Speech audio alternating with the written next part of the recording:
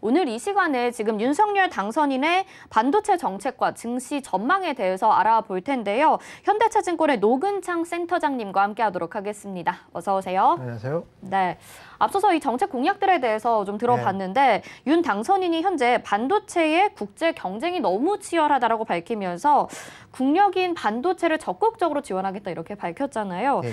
반도체 관련 공약들 중에서 조금 주목해 볼 만한 것들이 있다면 어떤 걸 들 수가 있을까요? 가장 큰 게 이제 코마테크라고 네. 해서 그쪽에 펀드를 한 50조 정도 조성해서 유리 관련 산업들을 많이 좀 더 발전시키자. 근데 참고로 이제 그 코마테크 펀드의 주요 내용들을 보면 일단 그 산업통상부에서 이제 작년에도 이제 계속해서 얘기했던 K 이제 K 반도체 벨트라고 해서 K 벨트라고 있습니다. 네. K 벨트가 사실 반도체뿐만 아니라 약간은 디스플레이도 조금 포함이 돼 있는데요. K-벨트는 사실 우리 지금 보면 우리 반도체 주요 공장들의 이출을 보면 삼성은 이제 평택, 그다음에 하성, 기흥이고 그다음에 SK 하이닉스는 이천하고 청주 중심인데 네. 여기에 이제 용인하고 안성까지도 그렇게 묶어서 글로벌 이제 서플라이 체인들이 한국에 직접 이제 회사들을 많이 만들고 있고 대표적으로 ASML 같은 경우에는 이제 한국에 트레이닝 센터를 만들어서 특히 R&D랑 이런 거를 서포팅도 하고 또 우리 엔지니어들이 또 쉽게 적응할 수 있도록 도움도 주고 있고요. 여기에 이제 SK 하이닉스가 인수한 그 키바운드리라는 파운드리 회사가 있습니다. 여기 같은 경우에도 보면 청주 쪽에 공장이 있고요.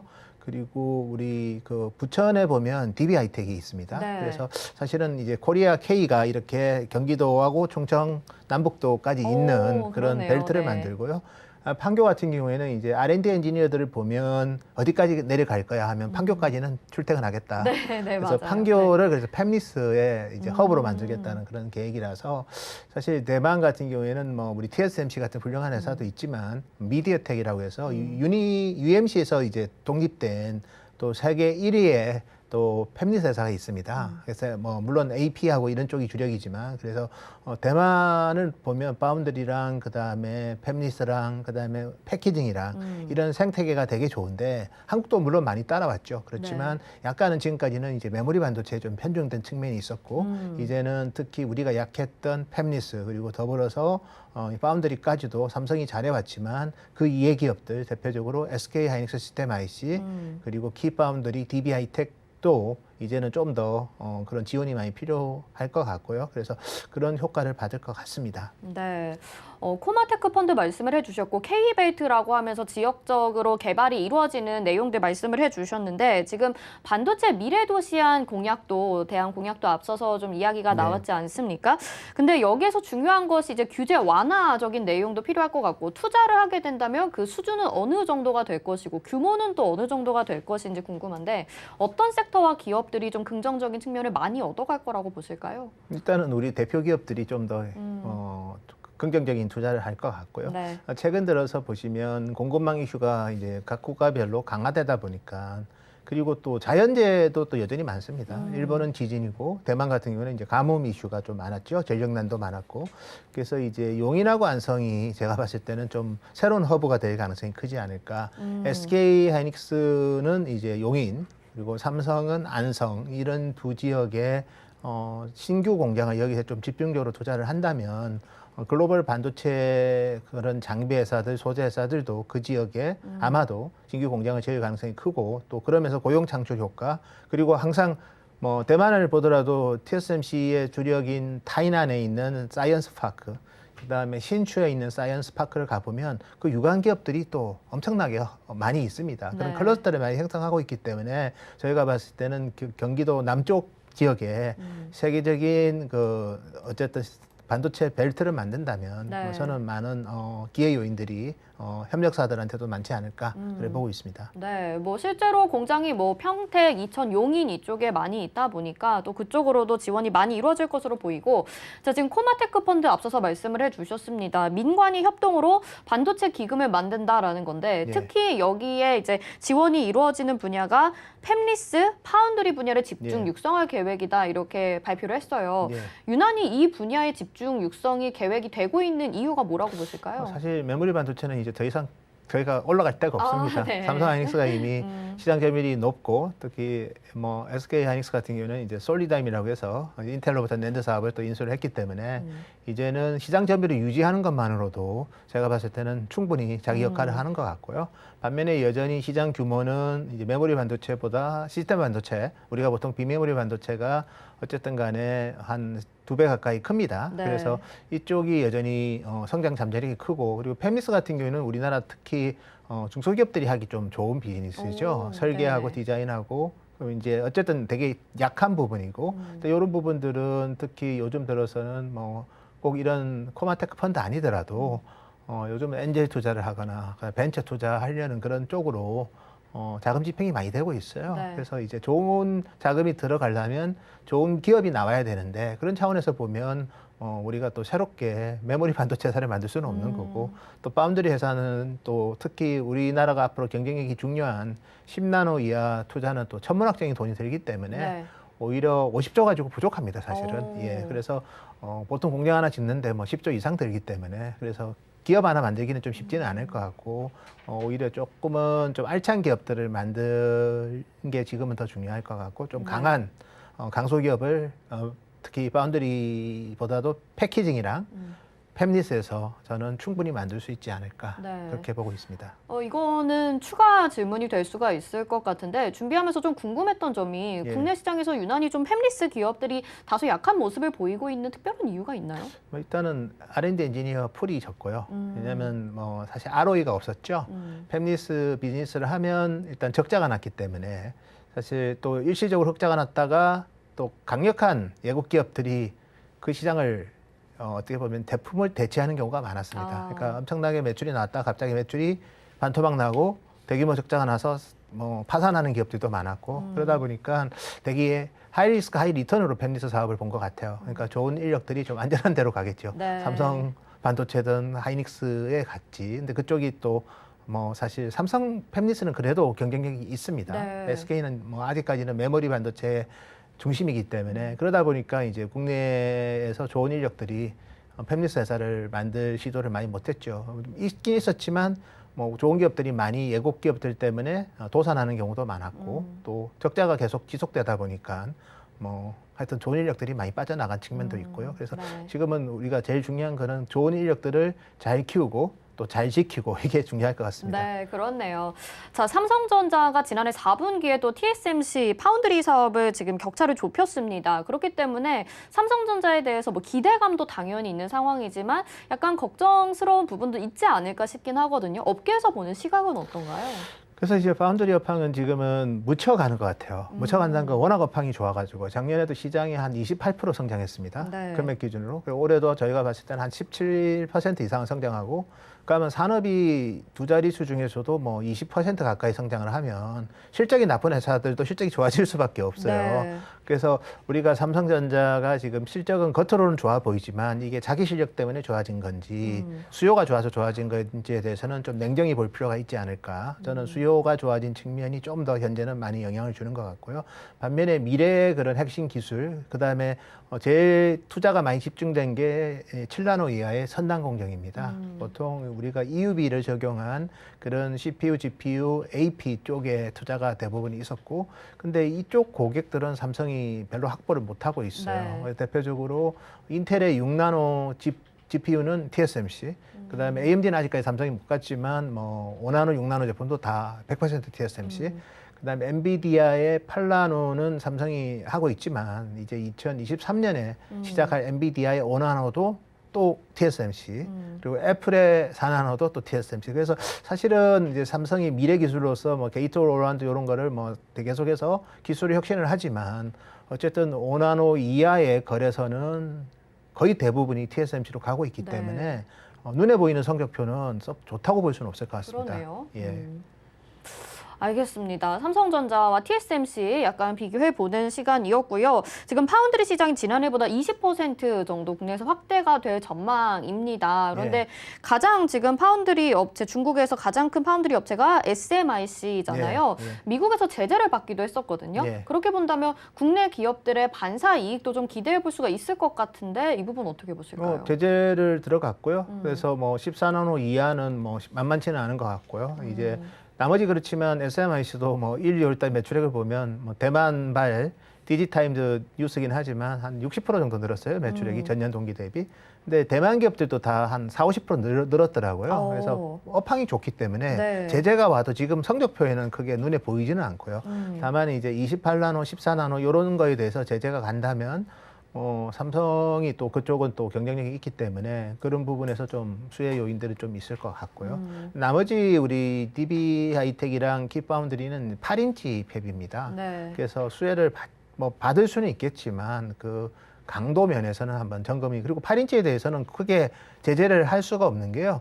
그 공급이 별로 없어요, 그쪽은. 그래서 8인치는 올해 기준으로 파운드리 글로벌 캐파가 전년 동기 대비 3%밖에 못 늘었어요. 왜냐하면 장비가 없어서 투자를 못 합니다. 그래서 SMIC를 제재하면 8인치 대역에서 사실은 글로벌하게 공급망이 더 나빠지기 때문에 그쪽 제재는 저는 안 할 거로 보고 있습니다. 예. 알겠습니다. 자, 업황에 대한 이야기를 좀 해주셨잖아요. 근데 업황에 제가 지금 이야기를 들어보니까 차량용 반도체 공급난이 또 기업들의 실적을 더 이끌고 있는 것 같기도 합니다. 근데 하반기에는 공급난 해소를 예측하는 목소리도 있다 보니까 그렇게 된다면 기업들의 실적이라는 부분에는 다소 좀 리스크가 있진 않을까라는 우려스러운 목소리도 있는데 이 부분은 어떻게 보실까요? 차량용 반도체는 저희도 이제 매월 업데이트를 하고 있고요. 뭐 지금 상반기는 수요의 60%밖에 공급을 못 하고 있어요. 그래서 하반기는 뭐 80% 이상 공급하면 다행일 것 같습니다.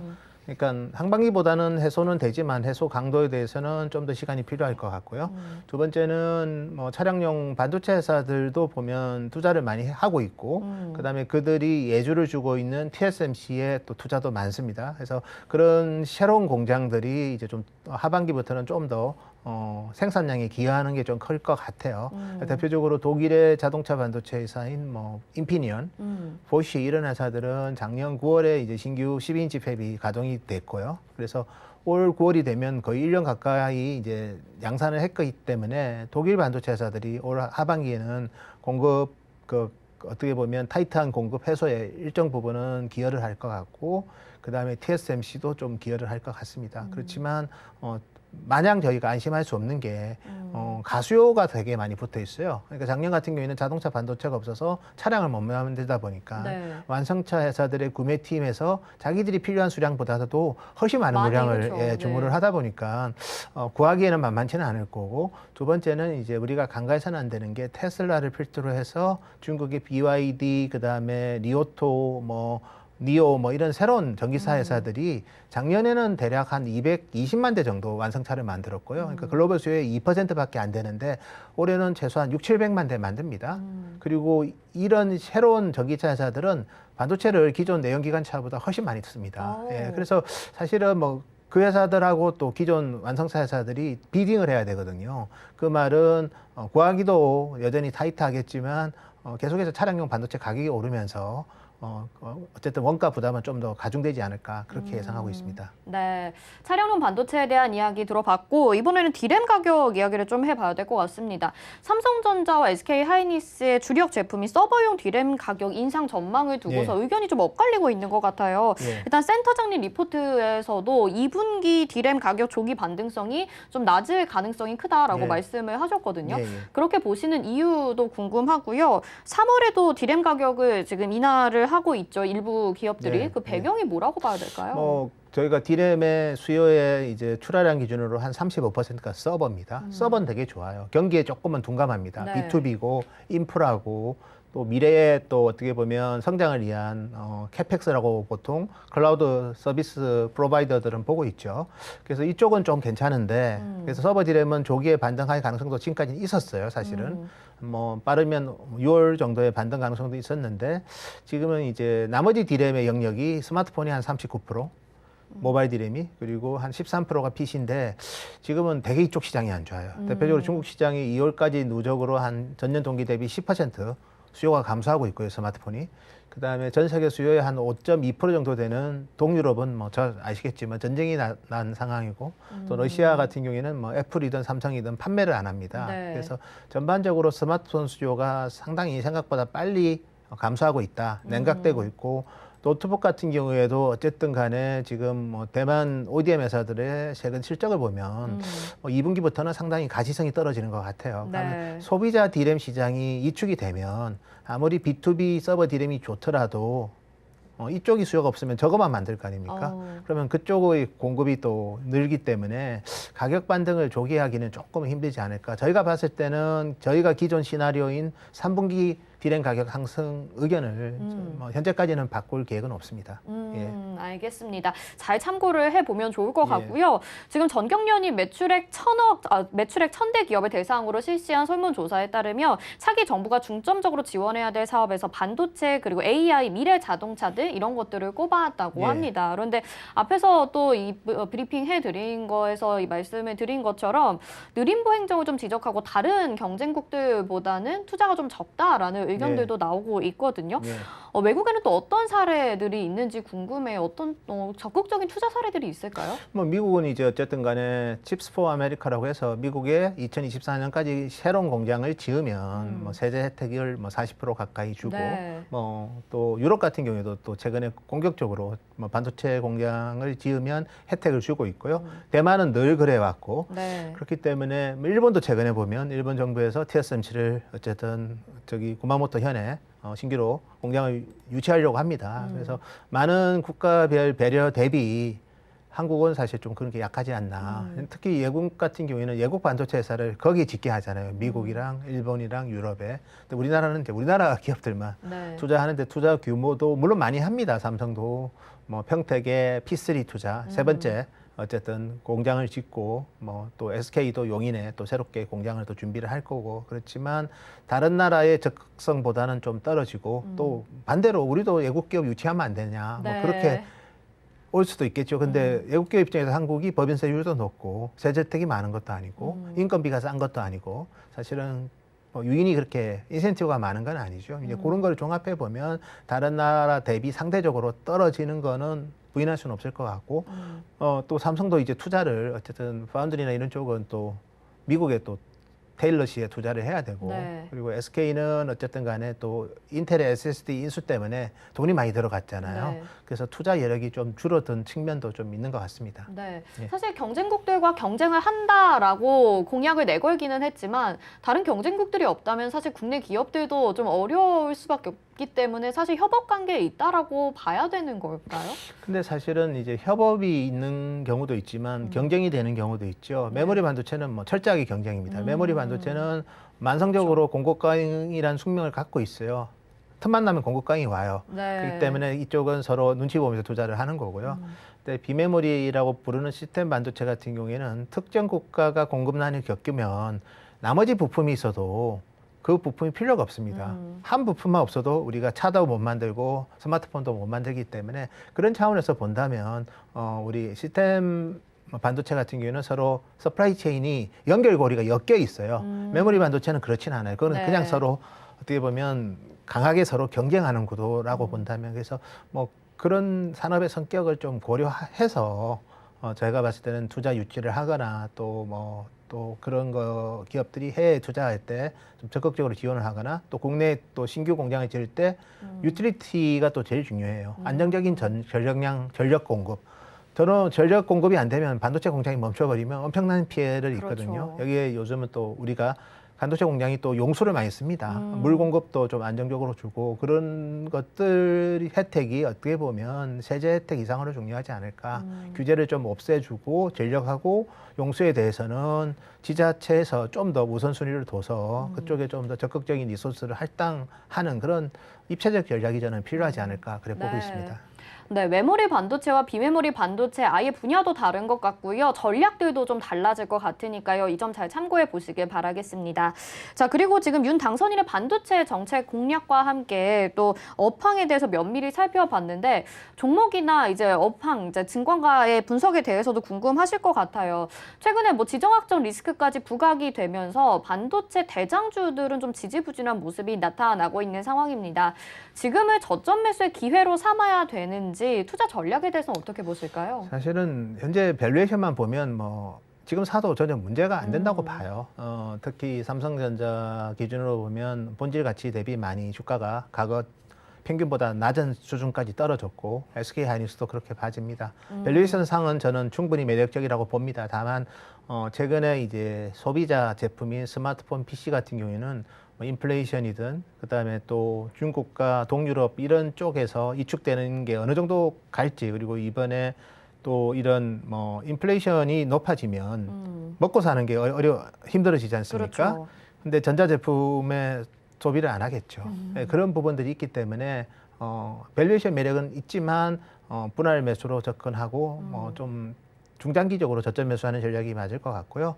좀 적극적으로 사는 시점은 뭐 정말 좀 무책임한 얘기지만 러시아 우크라이나가 어쨌든 정전을 하면 네. 그때 좀 더 의미 있게 비중 확대하는 게 좀 안전할 것 같습니다. 네, 예. 알겠습니다. 너무 섣부른 투자보다는 좀 예. 조심스럽게 지켜보는 게 좋을 것 같고, 그래도 아마 투자자분들이 가장 기대하시는 질문이 이 질문이 아닐까 싶은데, 예. 이 차기 정부에서 적극적으로 투자가 이루어진다면 수혜를 받을 만한 종목이나 섹터가 있을 것 같거든요.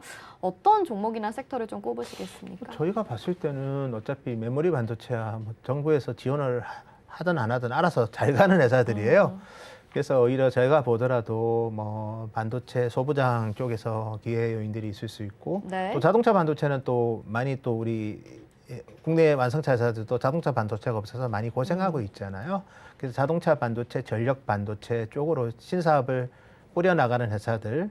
두 번째는 저기 뭐 팹리스는 사실 좀 애매해요. 뭐 좀 기업들이 정말 잘할지 못할지를 작더라고요. 저희가 알 수 네네. 없기 때문에 제품이 안 좋은데 쓸 수는 없는 거거든요. 그래서 오히려 제가 봤을 때는 새롭게 뭐 전력 반도체든 자동차 반도체를 준비하는 그런 뭐 기업들, 아니면 소부장 중에서 특히 최근에 뭐 우크라이나 러시아 때문에 특수 뭐 이런 소재가 없어가지고 재고에 대한 우려들도 일부 있기 때문에 뭐 그런 소부장 관련해서 좀 기회 요인을 잘 잡는 게 좋지 않을까 보고 있습니다. 반도체 소부장을 말씀을 해주셨는데 사실 지금 대장주 삼성전자를 가지고 계신 분들 정말 많으시잖아요. 예, 예. 주가가 지금 7만 원 이탈하고 69,900원 예. 기록을 하고 있는 상황인데 사실 좀 기다렸다가 투자를 하자라고 하셨습니다. 말씀을. 지금 접근은 아직 조정이 더 와야 된다라고 보시는 걸까요? 근데 사실은 언제 정전할지 알 수가 없잖아요. 러시아 그렇긴 우크라이나. 하죠, 그러니까 네. 그날이 언제인지 모르기 때문에 100을 산다면 조금씩 사는 게 맞을 것 같아요. 지금 밸류에이션에서는 어차피 시간이 지나면 그 이상의 밸류를 저는 받을 수 있다고 봅니다. 다만 이제 이 전쟁이 장기전이 되면 전 세계가 사실 좀 나쁜 시나리오로 갈 수가 있거든요. 그러면 좀 뒤에 많이 사는 게 좀 더 안전할 수는 있겠죠. 저희는 그런 부분들이, 왜냐하면 이게 매크로를 저희가 정상적인 상황에서 보면서 뭐 예측하면 참 좋지만 이런 불확실성이 왔을 때는 오히려 더 중요한 게 뭘까? 개인한테. 제가 봤을 때는 뭐 생필품이 더 중요할 것 같아요. 예, 그런 차원에서 분명히 지금보다 밸류업은 되겠지만 조금은 긴 호흡을 가지고 매수를 하는 전략이 좀 더 유효하지 않을까 그래 보고 있습니다. 네. 이거는 투자자의 입장에서 지금 예. 이 지정학적 위기가 언제 끝날지 모르고 갑작스럽게 발발된 거기 때문에 좀 조심스럽게 투자하면 좋겠다라고 조언해 주신 말씀은 잘 들어봤는데 업계 자체에서는 어떤 대비를 하고 있는지도 궁금하거든요. 사실은 뭐 우리나라 기업들은 참 예방 주사를 일찍 맞았어요. 일본 정부에서 어쨌든 소재 수출 규제를 했잖아요. 그래가지고 우크라이나가 이제 네온가스 글로벌하게 한 뭐 60-70% 공급을 하는데 일찍 이제 다원화를 했죠. 일본의 수출 규제를 보고 큰일 났네. 네. 특정 국가에 많이 의존하는 게 위험하구나 해서, 그래서 오히려 예방 주사는 좀 일찍 맞은 것 같아서 그 네. 부분에 대한 우려는 좀 시장이 예고시킨 것 같아요. 그렇지만 다른 날개인 소비재 제품에 대한 소비 심리 이축 이 부분은 여전히 진행형입니다. 대표적으로 스마트폰하고 PC 같은 경우에는 소비자 제품 같은 경우에는 수요가 얼마만큼 부정적일지는 아직도 저희가 쉽게 예측하기 힘듭니다. 최소한 2분기까지는 되게 안 좋을 것 같고요. 하반기 회복은 할 거라고 보지만 어느 정도 나빠졌다 회복할지를 봐야 되고, 두 번째는 서버 쪽은 되게 좋아요. B2B 쪽은. 근데 서버 같은 경우에도 보면 여전히 비메모리 반도체 부품난이 있습니다. 그게 해소되는 시점이 저희는 뭐 한 3분기 정도라고 보고 있기 때문에 네. 뭐 하반기는 분명히 회복되니까 뭐 지금의 밸류에이션에서는 너무 그렇게 스트레스 받을 필요는 없는 거고요. 다만 이제 여전히 또 일부 전쟁 관련된 불확실성이 좀 길게 가버리면 서로 이제 전쟁을 안 끝내고 한 6개월 이상 가버리면 이거는 정말 위험 자산에 대해서는 사실 안 좋을 것 같아요. 네. 예. 어쨌든 지금 러시아와 우크라이나의 전쟁이 좀 종식이 돼야 된다라는 말씀을 계속 해주고 계신 것 같습니다. 네, 두산도 역시 반도체 산업에 진출을 하겠다라는 뉴스가 들려오죠. 3대 핵심 사업으로 육성하겠다 이렇게 발표를 했는데, 지금 이제 반도체 사업의 필두로 움직이고 있는 기업들 외에도 적극적인 투자 유치가 이뤄진다면 새로운 기업들이 좀 더 두각을 드러낼 가능성도 있다라고 보시는 걸까요? 근데 두산은 원래 이제 전자 소재 쪽에는 원래 뭐 PCB 쪽도 그렇고 애플 PCB에 뭐 두산전자든 해서 좀 원래 관심이 있었어요. 네. 근데 이번에 뭐 테스나 인수해서 후공정 쪽으로 들어가고 우리나라에서 제일 그래도 경쟁이 있는 산업인데 그쪽 서플라이 체인에 어느 정도는 엑스포저를 가져가자는 그런 뭐 스탠스 있는 기업들이 많이 있죠. 사실은 뭐 LX 그룹도 그렇고 뭐 SK는 당연히 그렇고 네. 많은 우리 뭐 기업들이 뭐 관심이 많은 건 분명하고요. 그래서 어쨌든 뭐 미래의 산업을 보면 뭐 저희가 봤을 때는 인공지능과 반도체와 2차 전지 네. 이 세 개 산업이 모든 일상생활에 다 들어갈 것 같아요. 특히 반도체는 그런 규모 면에서도 되게 크기 때문에 그런 거에 대해서 왜냐하면 시장 규모가 크고 성장성이 높은 데에서 신사업을 만들어야지 성공했을 때 그 어떻게 보면 효과가 크잖아요. 시장도 작고 뭐 별로 뭐 성장성도 없는 그렇죠. 그런 시장에 신사업을 잡는 거는 그건 사실은 고생하고 ROE가 안 나올 수 있습니다. 그래서 반도체는 잘하면 ROE가 잘 나올 수 있는 산업인 거는 분명한 것 같습니다. 알겠습니다. 다른 기업들에도 좀 기대를 해볼 만한 것 같고요. 마지막으로 질문 하나만 더 드려보도록 하겠습니다. 반도체 업계에서 지금 가장 좀 부족한 점이라고 한다면 바로 인력 문제라고 할 수가 있을 것 같은데, 기업들이 가장 많이 지금 윤 당선인에게 바라고 있는 점이 인재를 육성해줬으면 좋겠다, 인력들을 더 투입을 해줬으면 좋겠다라는 내용이라고 합니다. 예. 지금 좀 어느 정도 심각한 수준인 건지 궁금하거든요. 그게 심각한 수준인 건가요? 생각은 하지만 뭐 왜냐하면 졸업해서 이공계는 공부 잘하면 다 의대 가잖아요. 공대를 가야 되는데. 요즘엔 또 그렇지 않더라고요. 다행이고요. 네. 어쨌든 뭐 좀 요즘은 특히 문과 이과도 수능 볼 때 요즘 많이 없애버리는 데도 좀 있잖아요. 네, 그래서 네, 네. 이과생들에 대한 그런 좀 배려는 많은 것 같고 그건 되게 중요한 것 같아요. 근데 약간 우리가 눈을 좀 다르게 돌려서 뭐 우리나라도 글로벌하게 소프트웨어 엔지니어 중에서 강한 국가가 인디아하고 이스라엘이에요.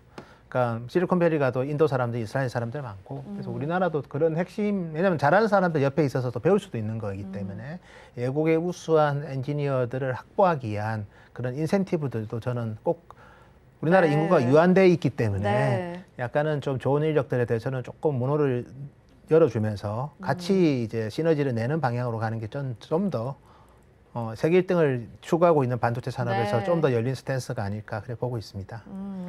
유능한 인재에게는 또 인센티브까지 대우를 해주면서 좀 육성을 해 나가기를 기대해 본다라는 말씀해 주셨습니다. 대한민국 반도체 산업 앞으로 더 기대가 되는데요. 오늘 도움 말씀 잘 들었습니다. 노근창 센터장님과 함께했습니다. 고맙습니다. 감사합니다.